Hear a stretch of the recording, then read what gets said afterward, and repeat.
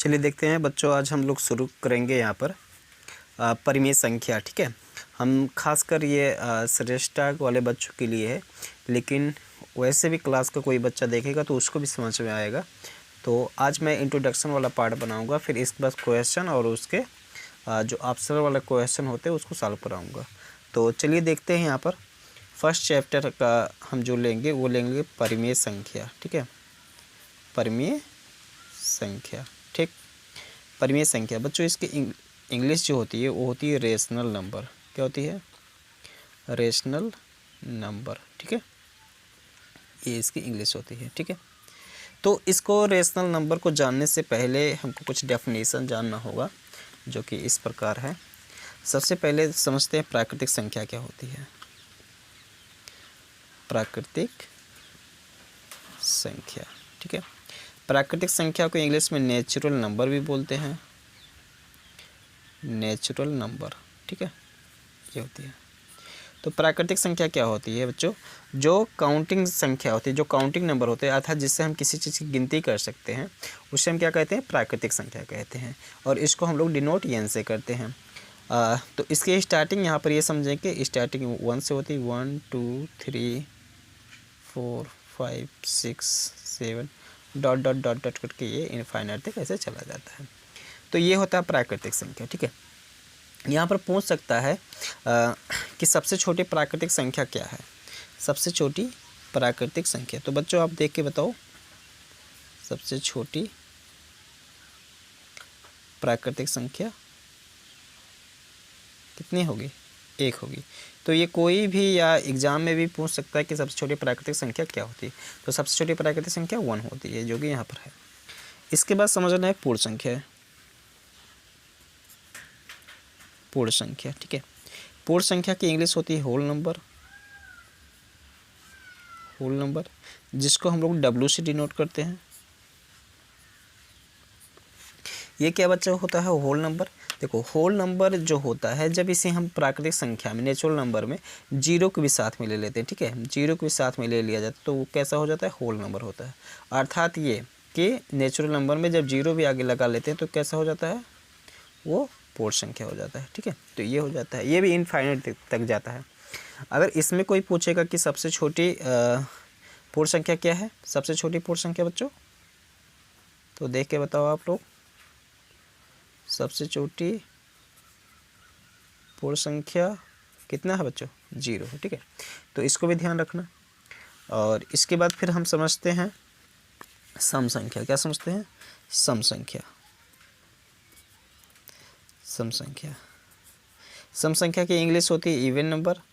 देखो बच्चों, इसको कई सारे लोग को आ रहा होगा, लेकिन फिर भी आपको इसको समझना है, क्योंकि अभी जब मैं आगे क्वेश्चन करवाऊंगा तो इसी सब चीज़ का ही कॉन्सेप्ट रहेगा, कॉन्सेप्ट यही रहेगा।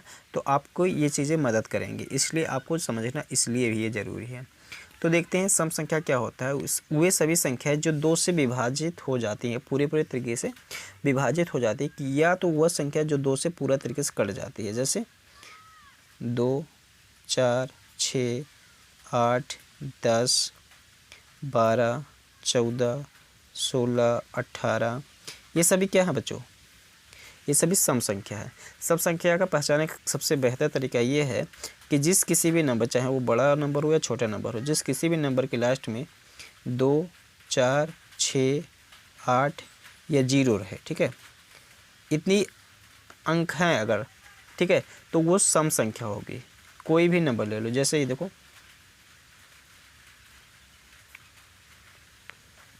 ये एक संख्या है मान लो, तो ये कैसा संख्या है? ये सम संख्या है। आप देखकर ही बता सकते हो, क्यों? क्योंकि लास्ट में कितना बच्चों? 8 है, तो इसको आप देख के बता सकते हो, सम संख्या। ठीक है, तो बढ़ते हैं आगे। इसके बाद होता है विषम संख्या। अच्छा, यहाँ पर ध्यान देने वाली बात यह है कि हम सम संख्या को 2m के द्वारा प्रदर्शित कर सकते हैं। ठीक है, या हम कह सकते हैं कि जो सम संख्या होती है वो 2m के फॉर्म की होती है। ठीक है, कैसे हो सकता है? सपोज m की जगह पे मैं क्या ले लूँगा? 1 ले लूँ, तो कितना हो जाएगा? m की जगह पर अगर 1 लूँ तो इसकी वैल्यू कितनी हो जाएगी? 2 हो जाएगी।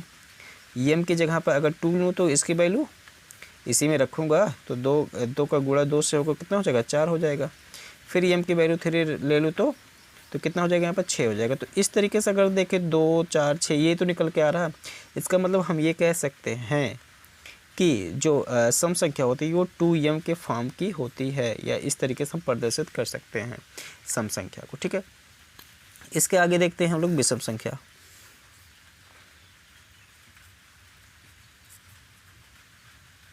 विषम संख्या को बच्चों ऑड नंबर इसलिए ओ से प्रदर्शित करते हैं इसको। और विषम संख्या वे संख्या होती हैं जो 2 से पूरी तरीके से विभाजित नहीं होती हैं, जो 2 से पूरी तरीके से विभाजित नहीं होती हैं। जैसे 1 3 5 7 9 11 13 15 17 19 इस तरीके से और भी डॉट डॉट हम करके बढ़ा सकते हैं। तो ये सभी संख्या कैसी संख्या होती है? विषम संख्या। ये 2 से विभाजित पूरे तरीके से नहीं होती है, अर्थात 2 से जब हम भाग करते हैं तो ये पूरा तरीके से नहीं करता है। इसको पहचानने का तरीका ये है बच्चों कि किसी भी नंबर के लास्ट में 1 रहे, 3 रहे, 5 रहे, 7 रहे, 9 रहे, तो वो सभी कैसी संख्या होगी? वो सभी संख्या बच्चों ऑड नंबर होंगी, अर्थात विषम संख्या होगी। ठीक, तो इतनी चीज़ें आपको समझ में आई। अच्छा, यहाँ पर इसके बाद हम समझते हैं बच्चों अभाज्य संख्या। क्या समझते हैं? अभाज्य संख्या बहुत ही इम्पॉर्टेंट है, ये समझ लीजिए इसको, अभाज्य संख्या। ठीक है, इसी से ही रिलेटेड अभी सारी क्वेश्चन आएंगे। तो अभाज्य संख्या की इंग्लिश होती है प्राइम नंबर। इंग्लिश मीडियम वाले बच्चे भी इसको पढ़े होंगे। ठीक है, प्राइम नंबर ये क्या होता है? अभाज्य संख्या। देखो, जो संख्या, कुछ संख्या ऐसी होती हैं जिसके मात्र 2 ही फैक्टर होते हैं, जिसके मात्र 2 ही फैक्टर होते हैं, या हम दूसरा डेफिनेशन बताते हैं। ऐसी संख्या है जो 1 से, किससे? ऐसी संख्या जो 1 से और स्वयं से विभाजित होती हैं, वो सभी संख्या कैसी कहलाती हैं? जो 1 से व स्वयं से विभाजित होती हैं वो कैसी कहलाती हैं? अभाज्य संख्या कहलाती हैं। जैसे अगर मैं बात करूं 2 को, तो 2 देखो 1 से कटेगा और स्वयं से कटेगा। बात करूं 3 की, तो 3 भी 1 से कटेगा और किससे कटेगा? 3 से कटेगा। बात करूं 4 नहीं हो जाएगा बच्चों। बात करूं 5 की, तो 1 से और 5 से कटेगा। अर्थात ऐसी संख्या है जो, यहाँ पर 5 में देख लो आप लोग, ऐसी संख्या है जिसके जो ऐसी संख्या है जो 1 से और स्वयं से कटे, वो क्या हो जाएंगी? अभाज्य संख्या। जैसे अभाज्य संख्या का अगर हम यहाँ लिखें, जैसे में आ जाएगा बच्चों, तो इसका 2 डेफिनेशन होता है, अभी मैं बता रहा हूँ। 2 हो जाएगा बच्चों, 3 5 7 9 नहीं होगा, 11 हो जाएगा, 13 हो जाएगा।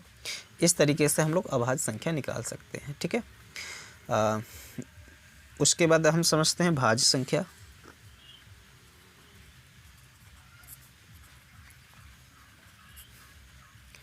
भाज्य संख्या की हिंदी होती है कंपोजिट नंबर, इंग्लिश होती है कंपोजिट नंबर। Composite number. देखो बच्चों, मैं यहाँ पर केवल ऐसे एक शॉर्ट तरीका बता रहा हूँ, बाकी इसको समझने के लिए पूरा चैप्टर होता है जो क्लास 4 या 5 में होता है, तो उसको वहाँ पर बहुत बारीकी समझा जाता है। लेकिन यहाँ पर मैं जो बता रहा हूँ बस उतना ही समझे, इतना ही चीज़ें आगे आपके काम आएगा। तो अभाज्य संख्या जो 1 से और स्वयं से करती है वो अभाज्य संख्या हो जाती है। भाज्य संख्या क्या होता है? भाज्य संख्या वे संख्या होती हैं जो 1 से और स्वयं से तो करती ही करती हैं, किसी और भी नंबर से भी विभाजित हो जाती हैं, वो संख्या क्या कहलाती है? भाज्य संख्या कहलाती है। जैसे अगर हम बात करें यहाँ पर बच्चों 4 की, अगर बात करें तो 4 की, देखो 1 से तो कटेगी कटेगी, अपने आप से भी कटेगी, लेकिन ये 2 से भी कट जाएगी, है कि नहीं है? तो ये कैसी संख्या? भाज्य संख्या। इसी प्रकार से देखें बच्चों, यहाँ पर 6 को भी देखेंगे, तो 1 से तो कटे ही कटेगी, अपने आप से भी कटेगी, और किससे कटेगी? 2 से भी कट जाएगी, 3 से भी कट जाएगी, पूरी तरह विभाजित हो जाएगी। तो ये कैसी संख्या? भाज्य संख्या।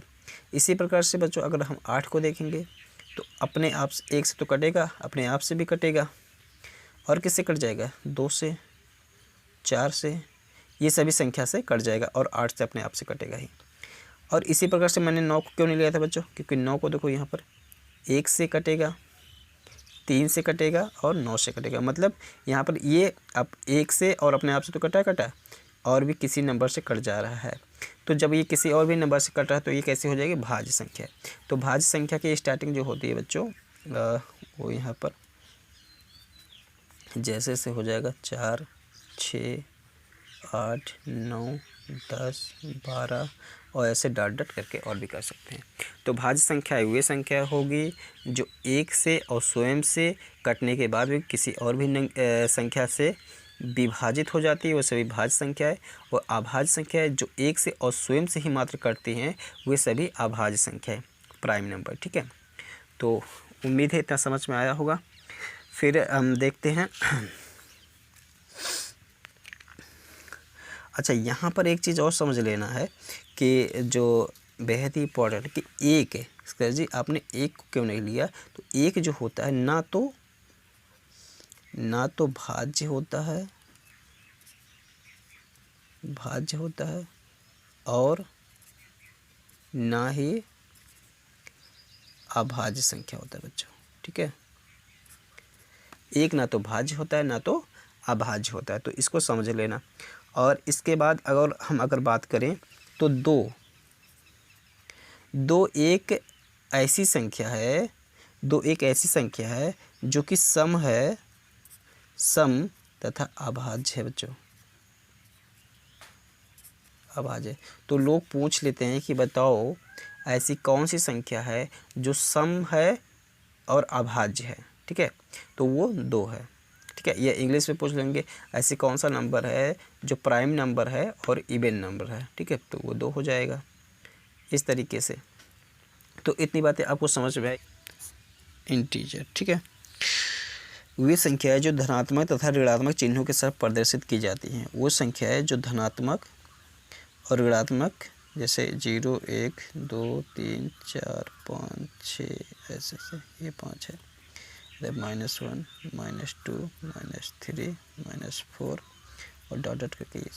तो वे संख्याएं जो धनात्मक तथा ऋणात्मक चिन्हों के साथ प्रदर्शित की जाती है पूर्णांक कहलाती हैं। ठीक है, तो देखो धनात्मक संख्या ऋणात्मक संख्याओं के साथ प्रदर्शित की जाती है वो क्या कहलाती है, पूर्णांक कहलाती है। ठीक है, अब यहाँ समझने वाली बात ये है कि इधर 0 के इधर देखो, ये सभी कैसी संख्या हो जाएंगी, धन संख्या या धनात्मक पूर्णांक। कैसी, धनात्मक पूर्णांक।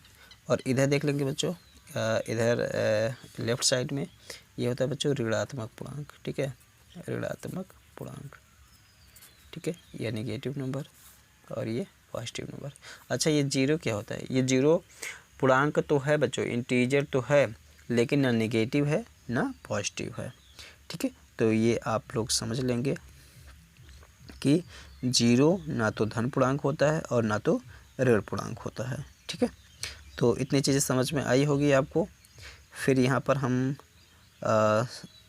इसके कुछ कॉन्सेप्ट को समझ लेते हैं, कुछ फैक्ट को समझ लेते हैं कि फ़ैक्ट क्या होता है बच्चों। फैक्ट ये है कि जो कि आपको बार कंपेयर करने में पूछा ये जाता है कि बताओ 4 बड़ा है कि -4 बड़ा है। ठीक है, तो इस तरीके से, तो ये समझो इसका फैक्ट।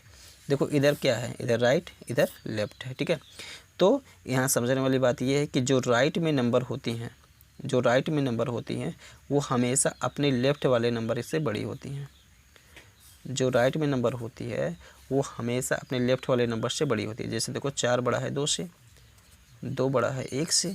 ठीक है, इसी प्रकार से -1 बड़ा होता है -2 से। ठीक, कई बच्चों को जब ये माइनस वाला आता है तो कन्फ्यूजन हो जाता है। तो जब -1 बड़ा है -2 से, इसी प्रकार -3 बड़ा है -4 से। ठीक है, तो ये चीज़ें आप दिमाग में बैठाए रखिए। क्या नेगेटिव के केस में ऐसा होता है कि जो संख्या जितनी बड़ी होती है नेगेटिव में वो उतनी ही छोटी होती है। जैसे यहाँ पर -88 और -24 के ले लें तो ये बच्चों ये वाली संख्या बड़ी होगी, ये ध्यान देने वाली बात है। तो ये फैक्ट है और इस चीज़ को जानना भी ज़रूरी है क्योंकि ऐसे बहुत सारे क्वेश्चन जो है वो पूछे जाते हैं। इसके बाद जो 0 होता है ये पहला फैक्ट था, फैक्ट नंबर 1। फैक्ट नंबर 2 है कि जो 0 होता है, 0 वो हमेशा धनात्मक संख्याओं से छोटा होता है, धनात्मक संख्याओं से छोटा होता है, अर्थात पॉजिटिव नंबर से क्या होता है, छोटा होता है। और जो निगेटिव नंबर होते हैं, जो निगेटिव नंबर होते हैं उनसे हमेशा क्या होता है, बड़ा होता है। समझे एक बार फिर से, जो जीरो होता है वो पॉजिटिव नंबर से छोटा होता है और जीरो निगेटिव नंबर से बड़ा होता है हमेशा। ठीक है, ये चीज़ ध्यान रखना है, ये हमेशा ध्यान रखना है। ठीक है, या जब कोई रेशनल नंबर भी पॉजिटिव रेशनल नंबर आएगा तो वो भी बड़ा होगा जीरो से। ठीक है, तो इसको आप लोग आगे आगे भी समझते रहेंगे। तो चलिए देखते हैं, इसके बाद एक हम पूर्णांक का निरपेक्ष मान देख लेते हैं। पूर्णांक का निरपेक्ष मान, तो पूर्णांक का निरपेक्ष मान कैसे निकालेंगे बच्चों? देखो, कोई भी पूर्णांक होता है ना, चाहे वो पॉजिटिव में हो व निगेटिव में, उसको हम लोग ऐसे मॉड के अंदर रखते हैं और जब मॉड से बाहर निकालते हैं तो वो प्लस में हो जाता है, ऐसे हो जाएगा। तो बच्चों ये देखो, +6 का निरपेक्ष मान 6, -6 का भी निरपेक्ष मान 6 हो जाएगा। इसी प्रकार से रेशनल नंबर में भी ऐसे ले लिया जाता है, तो इसका निरपेक्ष मान निकालना होता है तो ये क्या हो जाता है, बाहर में जाके पॉजिटिव हो जाता है। तो उम्मीद है इतनी चीज़ें समझ में आई होगी। इसके बाद और भी बच्चों है पूर्णांकों का योग, पूर्णांकों को घटाना, योगात्मक प्रतिलोम, ऐसे बहुत सारी चीज़ें, कोष्ठकों का प्रयोग, तो मैं बताऊंगा अपने नेक्स्ट वीडियो में, क्योंकि ये वीडियो लंबा हो जा रहा है। जो बच्चे यहाँ पर चैनल पर नए हैं वो वीडियो को लाइक और चैनल को सब्सक्राइब कर लेंगे, क्योंकि बच्चों आप लोग एक लाइक और सब्सक्राइब करेंगे तो ये चैनल आगे तक जाएगा और हमारा भी मोटिवेशन बढ़ेगा, जिससे मैं और भी अच्छे अच्छे तरीके से कंटेंट लाने की कोशिश करूँगा, सवाल लाऊंगा, जिससे आप लोगों को लाभ मिलेगा। तो आप लोग सब्सक्राइब ज़रूर कर लें। मिलेंगे किसी नेक्स्ट वीडियो में।